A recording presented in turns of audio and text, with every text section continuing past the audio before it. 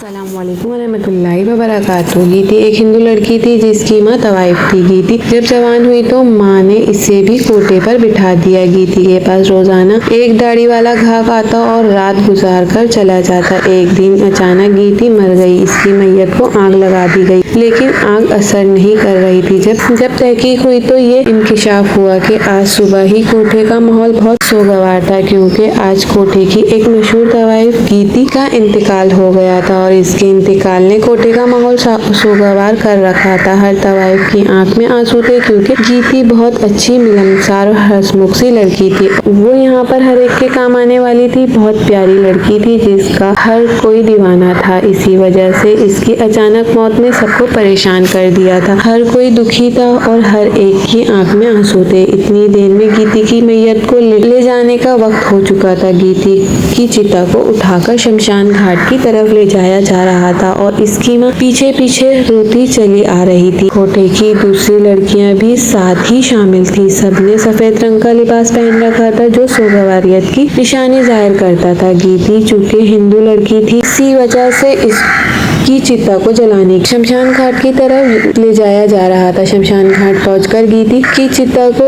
एक जगह पर रख दिया गया और इसके ऊपर पेट्रोल छिड़ककर जैसे ही आग लगाने की कोशिश की गई तो गीती के जिस्म पे वो आग नहीं लगी। काफी देर तक आग लगाने की कोशिश करते रहे, लेकिन गीती की चिता आग नहीं पकड़ रही थी। वहाँ पर मौजूद हर कोई हैरान और परेशान था कि आखिर ये क्या मामला है, गीती की चिता को आग क्यों नहीं लग रही। वहाँ पर मौजूद पंडित ने भी कह दिया कि यकीनन ये लड़की बहुत गुनाहगार थी, तभी भगवान इसे कबूल नहीं कर रहा और इसको मुक्ति नहीं दे रहा। इस तरह इसकी आत्मा को शांति नहीं मिलेगी, ये यूं ही भटकती रहेगी। पंडित तो ये कहकर तौबा तौबा करता हुआ वहाँ से चला गया, जबकि गीती की माँ फूट फूट कर रोने लगी। ये इसकी बेटी पर कैसा अजाब आ गया था कि इसकी बेटी को भगवान भी कबूल नहीं कर रहा था और मरने के बाद भी इसकी आत्मा इसी तरह भटकती रहेगी। इसे समझ नहीं आ रही थी कि वो गीती की चिता के साथ क्या करे। वहाँ पर मौजूद कुछ लोग जो चिता में शामिल होने के लिए आए थे वो भी जा चुके थे, जबकि सिर्फ कोठे की तवाइफ ही अब वहाँ पर मौजूद थी जो गीती की माँ के गम में बराबर की शरीक थी। इस जगह पर हर तवाइफ परेशान थी,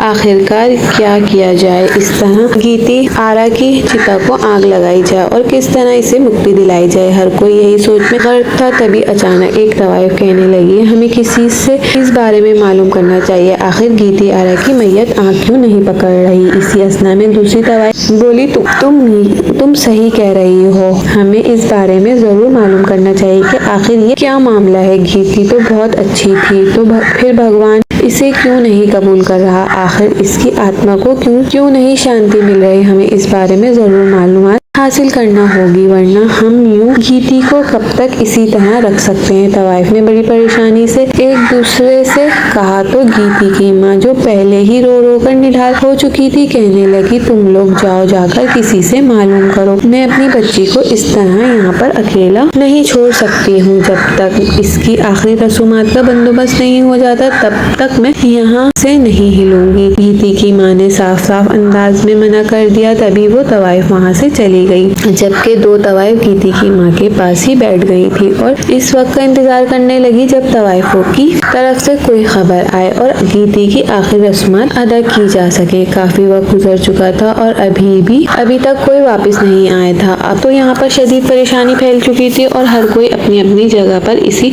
सोच में मुब्तला था कि अब क्या किया जाए, क्या मैयत को इसी तरह छोड़ दिया जाए या फिर इसे वापस कोठे पर ले जाया जाए। लेकिन वापस कोठे पर भी नहीं ले जाया जा सकता था। एक बार मैयत शमशान घाट में पहुंच चुकी थी और अब सिर्फ इसे जलाया ही जा सकता था, लेकिन गीती का जिस्म तो आग कबूल नहीं कर रहा था, बल्कि इसके ऊपर तो इसका कोई असर ही नहीं हो रहा था। तभी एक तवाइफ भागी चली आई। भूले हुए सांस के दरमियान वो बोली, मैं जान चुकी हूँ कि गीती के ऊपर आग क्यों नहीं असर कर रही।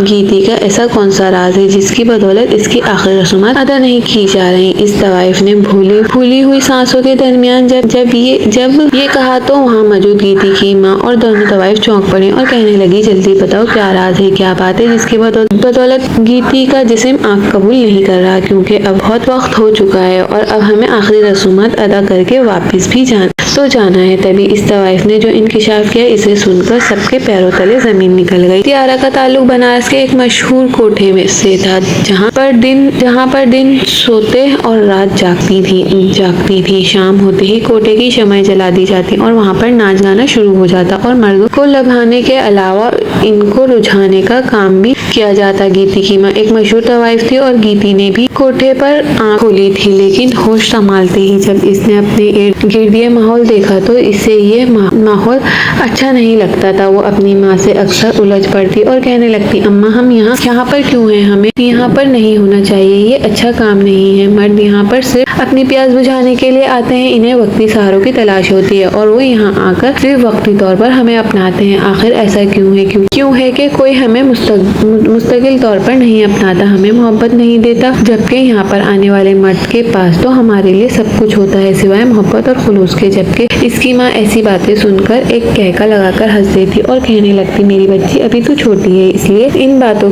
को समझ नहीं सकती। यहाँ पर यही सब चलता है। तू किसी की मोहब्बत की ये निशानी है, वरना मैंने तो आज तक किसी से दिल लगाया ही नहीं। इसलिए भूल जाके तू कहीं और जाके इज्जत की जिंदगी गुजार सकती है। जो कुछ भी है यही कोठा ही है और यहाँ ही हमें रिस्क कमाना है। यही हमारी हकीकत है, यही हमारी असलियत है और तू जितनी जल्दी इस बात को समझ जाए इतना ही अच्छा है। इसकी माँ इसे समझाती। बचपन से ही इसे रक्स की तरबियत दी जाने लगी थी। मर्दों को लभाने और रुझाने के नित नए तरीके सिखाए जाने लगे थे। गीती आरा बेदिली से ही ये सब कुछ सीख रही थी, क्योंकि इसके पास कोई और चारा नहीं था। वो यहाँ पर रहकर भी इस माहौल का हिस्सा नहीं लगती थी, हमेशा खोई सी किसी और ही दुनिया में मगन लगती थी। लेकिन एक बात ये भी थी कि गीती आरा यहाँ पर हर तवाइफ के साथ बहुत अच्छे अंदाज में रहती, इनके साथ दोस्ती रखती और इनके काम आती। यही वजह थी कि यहाँ पर सब तवाइफ गीती को बहुत पसंद करती थी। वैसे भी गीती की माँ यहाँ पर सबसे पुरानी तवाइफ थी और इसका काफी होल्ड था, इसीलिए सब गीती की माँ से डरते भी थे, लेकिन गीती के दोस्ताना रवैये की वजह से इसे पसंद करते थे। गीती जैसे ही 16 बरस की हुई तो इसकी माँ ने इसकी नत उतरवाई का हुक्म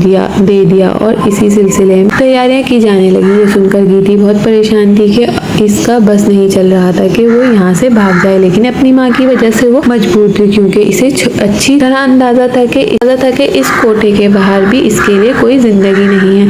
कोठे की एक तवाइफ होने की हैसियत से इसे बाहर माशरे में कोई भी इज्जत नहीं दी जाएगी। ये बात वो अच्छी तरह जानती थी और इसे इस बात का भी इल्म था कि इज्जत जिस जिंदगी की वो ख्वाहिशमंद है वो इसे जिंदगी में कभी हासिल नहीं होगी। लेकिन गीती यहाँ पर तवाइफों वाला काम नहीं करना चाहती थी। वो मर्दों का दिल लभाने के लिए नहीं बनी थी, बल्कि वो एक इज्जतदार जिंदगी चाहती थी। वो इस कोठे पर ही मिल जाएगी। यही वजह थी कि इसने अपनी माँ के सामने बहुत एहतजाज किया और उन्हें इस काम से बाज रहने का कहा। कहने लगी, अम्मा मुझे ये नत उतरवाई नहीं करवानी। मैं आम तवाइफों के जैसे अपनी जिंदगी नहीं गुजारना चाहती। बेशक मैं कोठे पर रहूंगी, लेकिन ये तवाइफों वाला काम नहीं करूंगी। आप भी मुझे मेरे हाल पर छोड़ दें। लेकिन इसकी माँ कहने लगी, इतने साल तुझे पाल पोस कर जवान किया, रक्स की तरबियत, तवाइफों के नाजो अंदाज सिखाए और अब तू कहती है कि तुझे तेरे हाल पर छोड़ दूं। आखिर जो कुछ मैंने जो तेरे ऊपर खर्च किया है इसकी पाई वसूल करूंगी। तवाइफ के घर बेटी पैदा हुई तो इसकी नस्लें संवर जाती हैं और मैं अपने बुढ़ापे को क्यों न संवारूं। तो मेरे आराम की राह में रुकावट मत बन और चुपचाप काम से लग जा, वरना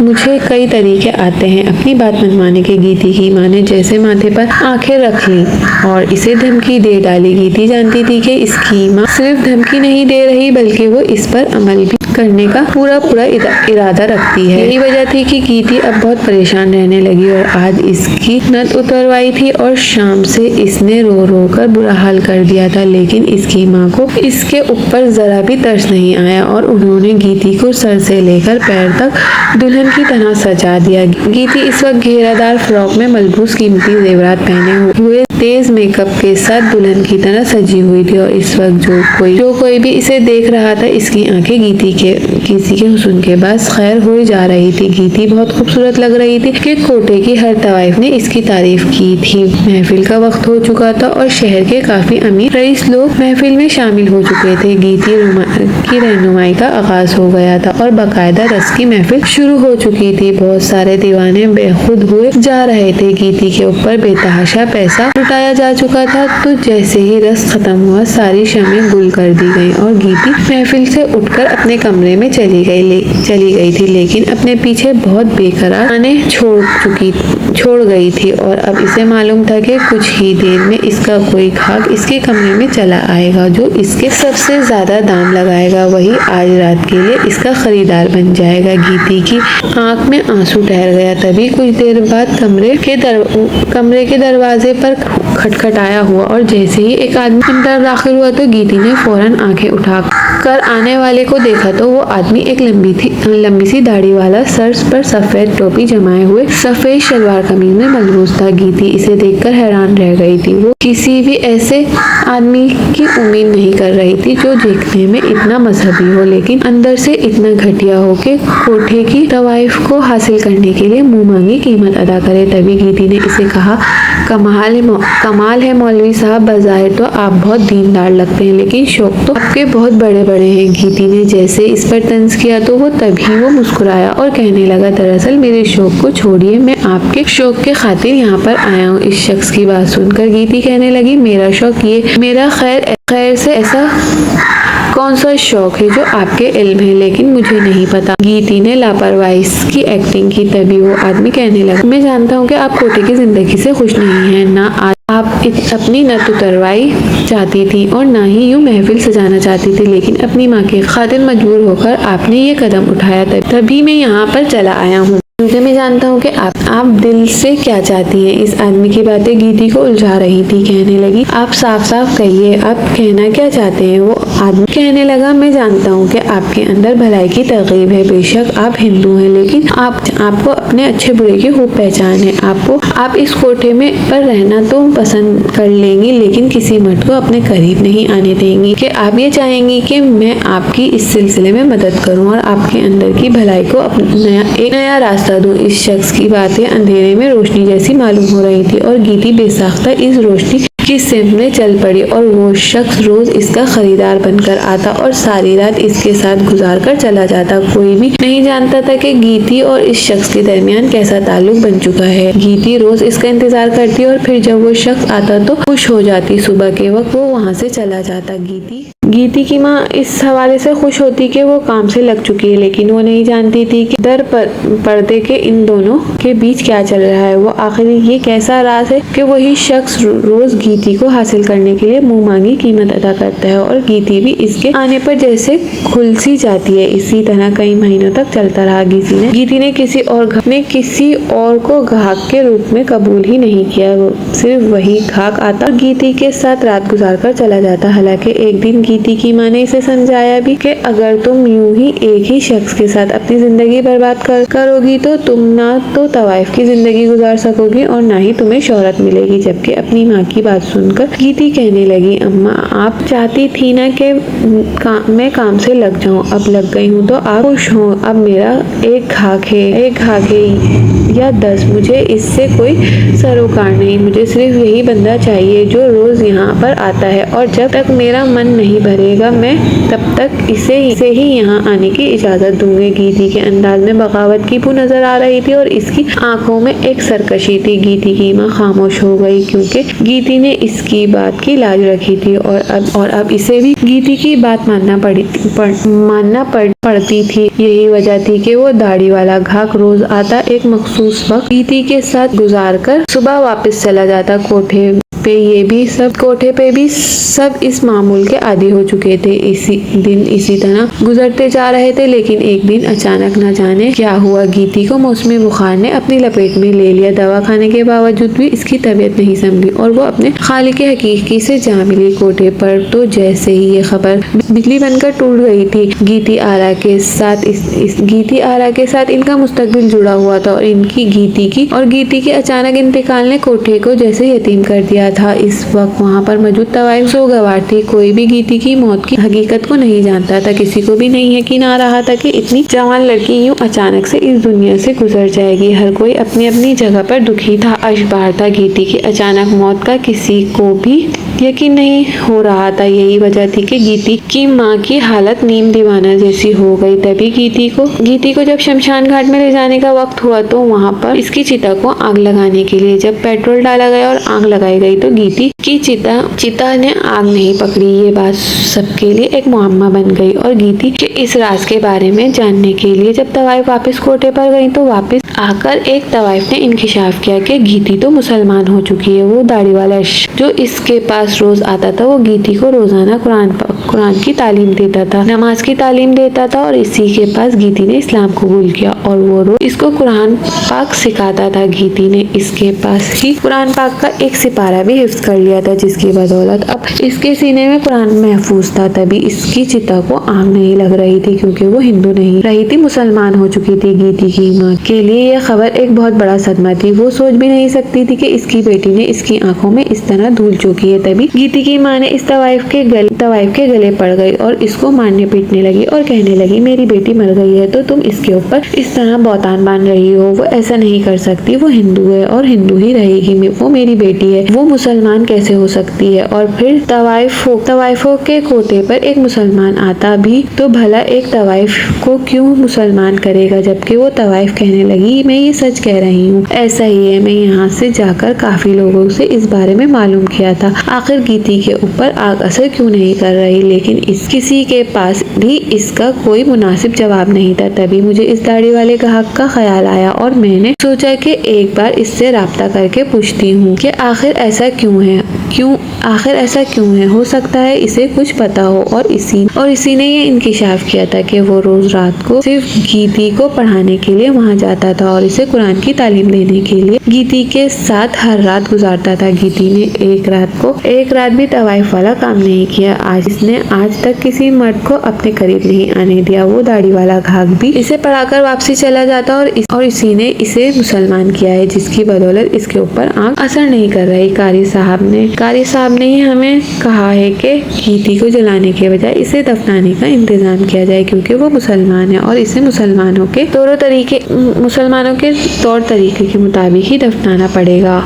इस तवाइफ की बात सुनकर गीती आरा की माँ ऐसे जमीन पर गिर गई जैसे बहुत बड़ा नुकसान हो गया। रोते हुए इसने शिकवा किना नजरों से गीती की मैयत की तरफ देखा और कहने लगी, गीती ये तो तूने मेरे साथ क्या किया। आखिर तू क्यों मेरे साथ इतना बड़ा धोखा करती रही। मेरे प्यारे मोहब्बत में किस बात की कमी रह गई थी कि तूने यूं अपनी जिंदगी को बर्बाद कर दिया। तूने अपने लिए एक गड्ढा खोद लिया। तू हिंदू थी, तुझे हिंदू ही मरना था। आखिर तूने क्यों मुसलमान होकर अपने लिए अजियत उठा ली। गीती की माँ का ताल्लुक हिंदू की इस नस्ल से था जहाँ पर मुसलमानों को भी हमेशा गलत ही समझा जाता था और इन्हें लगता था कि मुसलमान होना कोई बहुत बड़ी और बुरी बात है। इसी वजह से वो मुसलमानों को अच्छा नहीं समझते थे। ये तो तवाइफ होने की वजह से उन्होंने कोटे तक मुसलमानों को रसाई दे दी थी, वरना तो मुसलमानों को अपने करीब भी नहीं भटकने देती थी। गीती की माँ इसे लानत मुलामत करती रही। इसी असना में कारी साहब भी शमशान घाट पहुंच